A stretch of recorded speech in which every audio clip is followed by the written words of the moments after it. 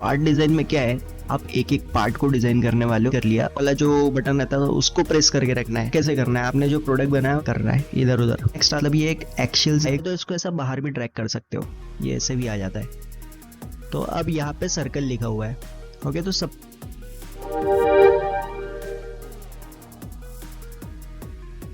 Hello दोस्तों, कैसे हो आप सब। स्वागत है आपका कैड एकेडमी में। पिछले वीडियो में बहुत अच्छे व्यूज मिले, बहुत खुशी हुई मुझे। बस मैं भगवान से यही दुआ करूंगा कि ऐसी खुशी मुझे बार बार ना मिले, ठीक है। और ऐसी खुशी अगर बार बार मिलती रहेगी तो ये जो कोर्स है, इसको मैं सिर्फ मेंबर्स के लिए रखूंगा, मतलब पेड कर दूंगा मंथली। 100-200 रुपये महीने में ये कोर्स जो है आगे चल के पेड हो जाएगा, अगर ऐसी खुशी मुझे मिलती रही तो। चलो कोई बात नहीं, आगे बढ़ते हैं। हमने अभी तक ये सब देख लिया है। ओके, ये जितने टूल्स थे ये सब हमने स्केचिंग के देख लिए। अब देखना है ये सब, ठीक है। तो ये जो पहला टूल है अपना वो है कॉर्नर। उसको फिलेट भी बोला जाता है मैकेनिकल इंजीनियरिंग में।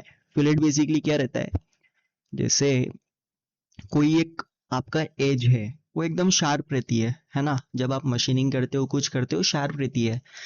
अब आपको वो जो पार्ट बनाया है आपने, जो आपने मशीन की है भाई, आप जब उसको ऑपरेट करोगे तो आपका जो बॉडी है वो कटने का डर रहता है इतनी शार्प एज से।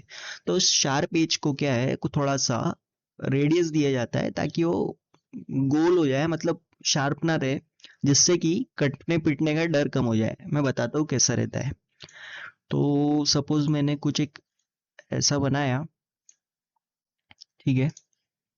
आप देख रहे हो, आप ये वाली एज है शार्प। आप सपोज ऐसा कुछ एक 3D में इमेजिन करो कि हमने कुछ एक ऐसा वो बनाया है। अब ये जो एज है ये शार्प है, तो आप इसको जब ऑपरेट करोगे तो आपके हाथ पीट कटने का डर रहेगा, ठीक है। तो क्या करेंगे, यहाँ पे फिलेट देते हैं। सबसे पहले आपको पॉइंट सिलेक्ट करना है, किस पॉइंट पे देना है, उसके बाद उसको ड्रैग करना है, ठीक है। आप देख सकते हो वो जो शार्प एज है वो हट चुकी है। दूसरा, फिलेट का फायदा ये है कि आपके प्रोडक्ट की स्ट्रेंथ बढ़ाएगा। ओके, वो हम एनसीस में सीखेंगे। केटीएम है वो सिखाना मुझे थोड़ा इम्पॉसिबल लग रहा है, तो वो सब हम एनसीस एनसीस में सीखेंगे, ठीक है। तो जैसे अब फिलेट देना है तो मैं क्या करूँगा, दो लाइन मैंने सिलेक्ट की और फिर उन दोनों के बीच में फिलेट दिया। फिर से एक बार बताता हूँ, ये लाइन सिलेक्ट की, ये लाइन सिलेक्ट की, इस तरीके से आप फिलेट दे सकते हो। या अगर पॉइंट सिलेक्ट करना है उस तरीके से फिलेट। तो आप देख रहे हो कोई भी एक कॉर्नर नहीं रहा, जो है ना, हर जगह एक रेडियस आ चुका है। आप यहाँ पे रेडियस भी डिफाइन कर सकते हो, इसको डबल क्लिक करना है और यहाँ पे सपोज 5 का रेडियस देना है, तो यहाँ पे ओके कर दो, तो ये 5 का रेडियस हो गया। इस तरीके से आप फिलेट दे सकते हो। दूसरा होता है चैम्फर। चैम्फर में क्या है, अभी फिलेट में क्या होता है ना, एक गोल बना। चैम्फर में फ्लैट बनेगा और एंगल के साथ बनेगा। बताता हूँ कैसे। ये सब चीजें आपने बहुत बार देखी भी होगी। अभी 2D में थोड़ा समझाना इम्पॉसिबल है, 3D में जब आएंगे तब और अच्छे से समझ में आएगा। सपोज चैम्फर देना है।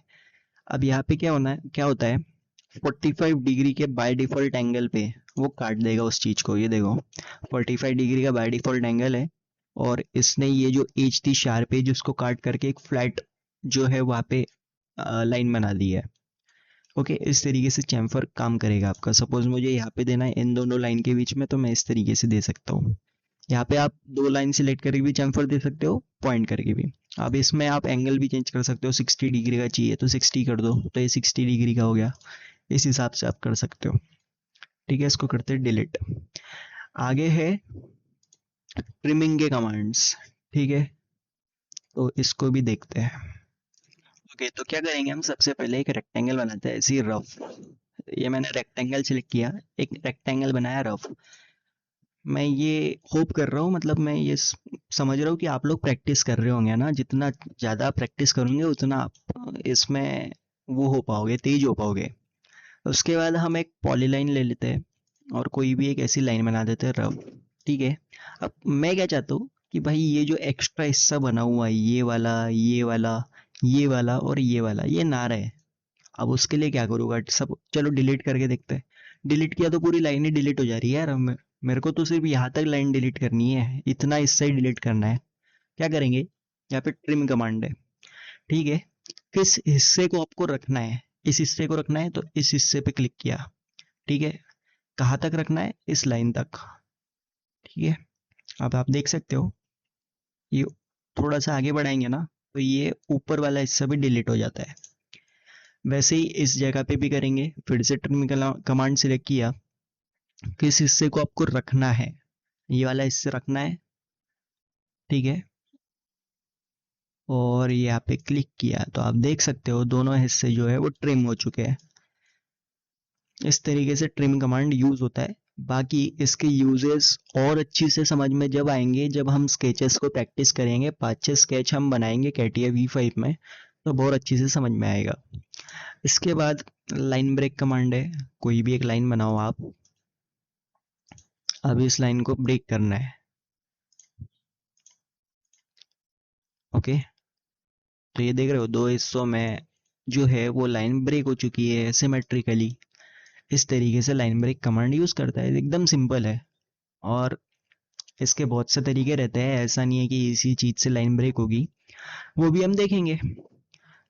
नेक्स्ट है, नेक्स्ट भी ट्रिमी कमांड है, बस थोड़ा अलग तरीके से और बहुत इजी टाइप से काम करता है। सपोज ये वाला सर्कल है, अब मैं चाहता हूँ, मैंने ये 2 स्केच बनाए, मैं चाहता हूँ कि ये ऊपर वाला हिस्सा ना रहे, तो उसके लिए क्या करेंगे, एक तो अपन ये वाला कमांड यूज कर सकते हैं ट्रिम, दूसरा अपन करेंगे क्विक ट्रिम, और मैं मोस्टली यही यूज करता हूँ, ये बहुत इजी लगता है मुझे। क्विक ट्रिम किया, ये दबाया गायब हो गया, फिर से ये लिया, इसको दबाया गायब हो गया, फिर से एक बार सेलेक्ट किया, इसको दबाया गायब हो गया।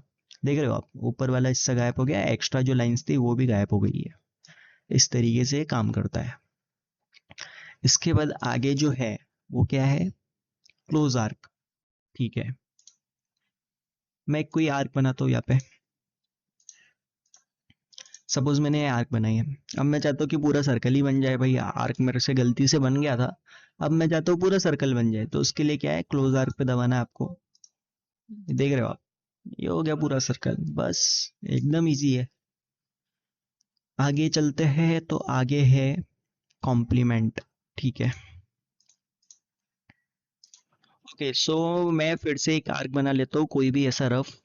सपोज मैंने ये एक आर्क बनाया, अब मैं चाहता हूँ कि ये वाला जो हिस्सा है, बेसिकली इसका अपोजिट वाला ये जो नीचे वाला हिस्सा है वो आए, तो उसके लिए क्या करना है, कॉम्प्लीमेंट पे क्लिक करना है और इस पे क्लिक कर देना है, तो आप देख रहे हो नीचे वाला हिस्सा आ चुका है, ठीक है। इस तरीके से अपने कमांड्स काम करते हैं। आगे चलते हैं मिरर कमांड पे।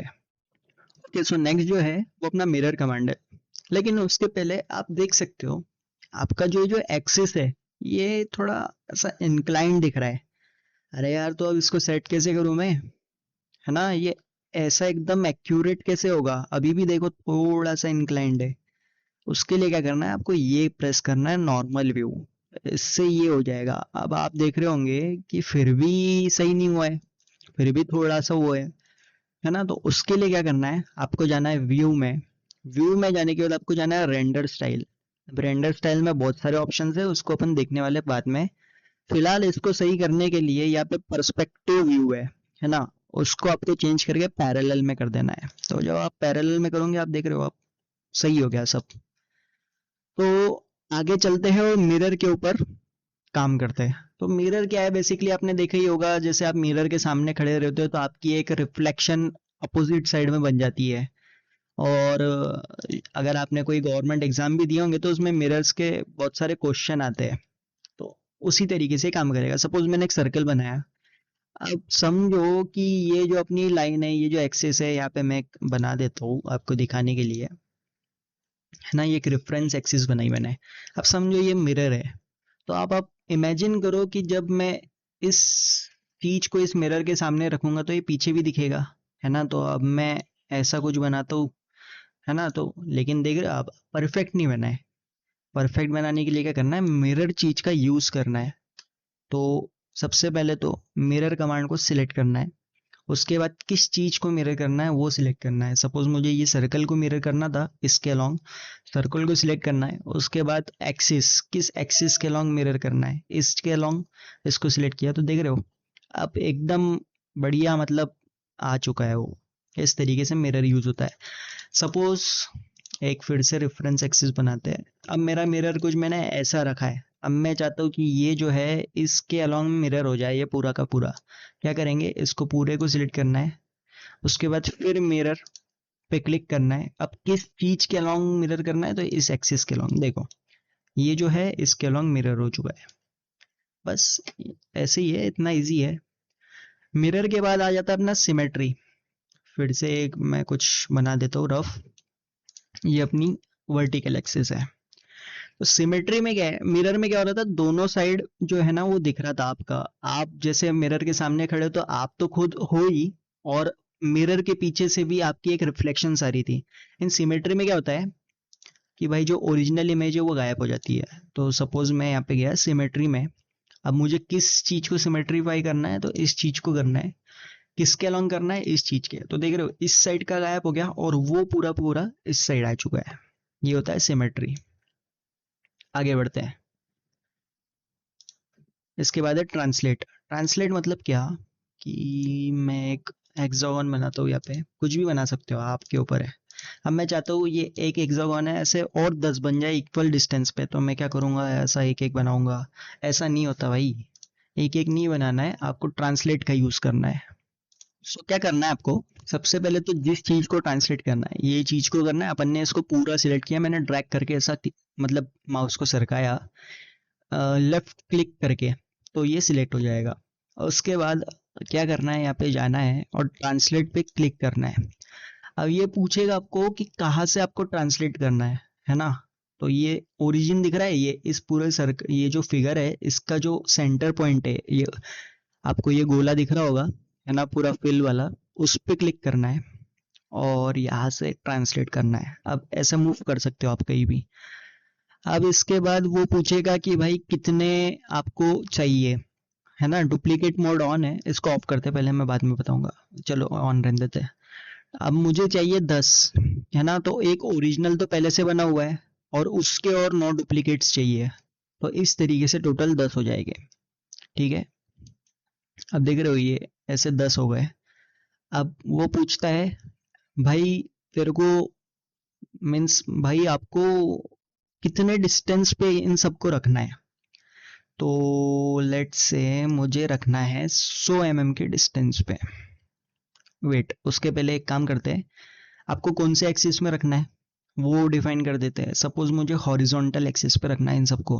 ठीक है, तो मैं हॉरिजॉन्टल पे लेके आ जाऊंगा और ऐसे ही बिना माउस हलाए आप यहाँ पे टाइप करो 100 और एंटर दबा दो। ठीक है, ये हो गया। तो अब ये जो इस पॉइंट से लेके इस पॉइंट का डिस्टेंस है वो 100 हो जाएगा और ऐसे टोटल 10 बन जाएंगे, आप गिन भी सकते हो। इस तरीके से ये ट्रांसलेट काम करता है। अब ट्रांसलेट के जैसे ही होता है रोटेट। जैसे एक हॉरिजॉन्टल एक्सिस में 1 डायमेंशन में आया है वो 2 डायमेंशन में आएगा। देखते हैं कैसे काम करता है। लेट्स से फिर से मैं एक हेक्सागोन बना रहा हूँ कुछ इस तरीके से। ठीक है, अब मैं चाहता हूँ कि ये जो इस ओरिजिन से ऐसे कुछ 10-12 फिर से गोल इसमें बन जाए। तो क्या करेंगे, इसको सिलेक्ट किया पूरे को, यहाँ पे जाना है रोटेट में। ये पूछेगा ओरिजिन पहले से कहाँ से आपको रोटेट करवाना है, तो मेरे को इस जगह से रोटेट करवाना है। दूसरा पूछेगा डिस्टेंस, है ना, इन दोनों के बीच में आपको इस ओरिजिन पे जाके क्लिक कर देना है। ये देखो अब ये हो गया। नेक्स्ट, कितने इंस्टेंस, तो आप डिफाइन कर सकते हो। वैसे तो फिगर में दिया रहता है जब भी आप कोई फिगर बनाते हो। अब मैं इसको कर देता हूँ 10। ओके, 10 की सॉरी 9, क्योंकि एक तो पहले से ही बना हुआ है, तो 9 करते हैं। 36 डिग्री का एंगल रखते हैं तो 360 डिग्री हो जाएगा। यहाँ पे 36 कर दो और एंटर। तो देखो 36 डिग्री के दो, मतलब इसके और इसके बीच में 36 डिग्री का एंगल है और ऐसे 10 इंस्टेंस अपने बन चुके हैं। तो इस तरीके से ट्रांस अपना रोटेट काम करता है। नेक्स्ट आ जाता है स्केल। इसको अपन बाद में देखेंगे जब 3D की ओर शिफ्ट होंगे। फिलहाल 2D में अपन ऑफसेट देख लेते हैं। ऑफसेट मतलब क्या, कि सपोज ये सर्कल है। अब मैं चाहता हूँ कि यार और एक सर्कल बन जाए इससे कुछ 5-10 mm 20-30 mm की दूरी पे। तो मैं क्या करूँगा, यहाँ पे एक सर्कल लूंगा और ऐसा बनाऊंगा। वैसा नहीं होगा, मतलब हो भी सकता है लेकिन उससे इजी तरीका है। आप यहाँ पे जाओ, सबसे पहले तो ये फिगर सिलेक्ट कर लो, है ना। फिर यहाँ पे जाओ ऑफसेट में और यहाँ पे आप दे दो ऑफसेट। अब यहाँ पे डिस्टेंस दे देना है। डिस्टेंस कितना, लेट से 50 का दे दिया, तो ये 50 पे ऑफसेट हो गया। 2 सर्कल बन गए। ऑफसेट मतलब क्या, एक फिगर का मतलब वो कुछ डिस्टेंस पे उसको ट्रांसलेट करना, ऑफसेट करना। ठीक है, इस तरीके से ऑफसेट आपका काम करता है। आगे है प्रोजेक्ट। प्रोजेक्ट का बेसिकली क्या है, आप देख सकते हो प्रोजेक्ट 3D एलिमेंट, लेकिन अभी तक हम जो है 3D पे गए नहीं है। जब 3D पे जाएंगे उसके बाद ही हम प्रोजेक्ट सीख पाएंगे, तो इसको हम कुछ 5-10 ट्यूटोरियल्स के बाद देखने वाले हैं। उसके बाद आ जाते कंस्ट्रेंट्स, और ये कुछ सिलेक्शन के आइटम है, तो इनको हम नेक्स्ट में कवर करेंगे। और उसके अगले बाद से हम स्केच की प्रैक्टिस करेंगे। लगभग 5 से 6 स्केच हम बनाने वाले हैं। जितना प्रैक्टिस करोगे उतना आपको स्पीड मिलेगी। ठीक है, तो मैं चाहता हूँ कि यार बस ये जो वीडियो वीडियो सीरीज है, ये भी जो सीरीज है वो आप आपके दोस्तों के साथ शेयर करो, थोड़ा मोटिवेशन मुझे भी मिले। नहीं तो क्या है, 30-35 व्यू के लिए मैं इतना काम करता हूँ और मिलता कुछ नहीं है। तो इसलिए थोड़ा बहुत शेयर करो, नहीं तो फिर मुझे इस चीज को पेड करना पड़ेगा, क्योंकि फ्री की अहमियत वैसे भी लोगों में नहीं रहती है। तो चलो, थैंक यू।